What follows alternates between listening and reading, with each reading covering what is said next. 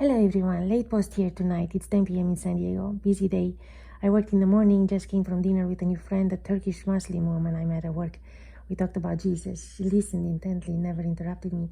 I was so happy. God has a plan with her life. She's such a wonderful person. A few minutes ago, I finished watching Mark Levin's show on Fox. He's right. Not sure what the president is trying to accomplish by making a deal with the terrorist regime in Iran. I'm trying to understand, but I have a really hard time. That regime will fall with or without the president finishing the job, but it just might take longer and we'll go through some turbulent times. Someone else might have to do it if he doesn't have what it takes.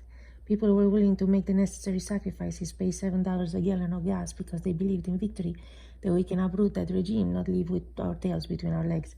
But whatever he decides, we must honor him. God chose him to lead this country. I looked up the principle of honoring in the Bible.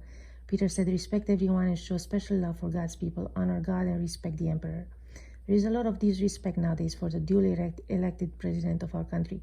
We live in a culture of rebellion from authority, in an atmosphere where dishonor abounds. There is one thing to disagree with some things he does and another thing to call him names. He's trying his best to bring this country back on track.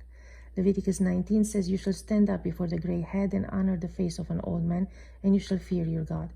If we are to honor old people in the house of God, we should also honor those who lead our country and are serving it to the best of their knowledge and abilities. We will be all right no matter what. God is with us.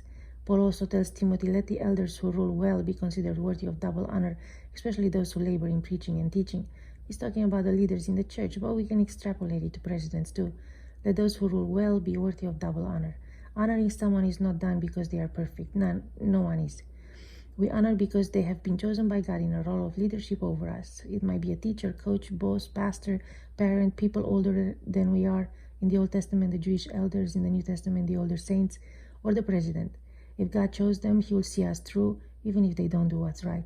I believe the 4 years under Biden were a waste of time, unnecessary hell we've been through for nothing. We're still on the brink of civil war. And I believe we should take out the evil regime in Iran now. The president is willing to let the crazy Ayatollahs mock us and our God, and let the Iranian people go through hell for another 6 months only for us to win the midterms. But we won't win any midterms if we fumble the ball now. Not to mention agreeing to reparations and a reconstruction program when American people are still living paycheck to paycheck and prices have gone through the roof the last year.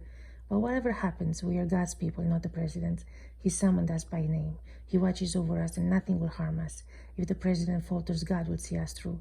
Have faith in God. He will never leave us or forsake us.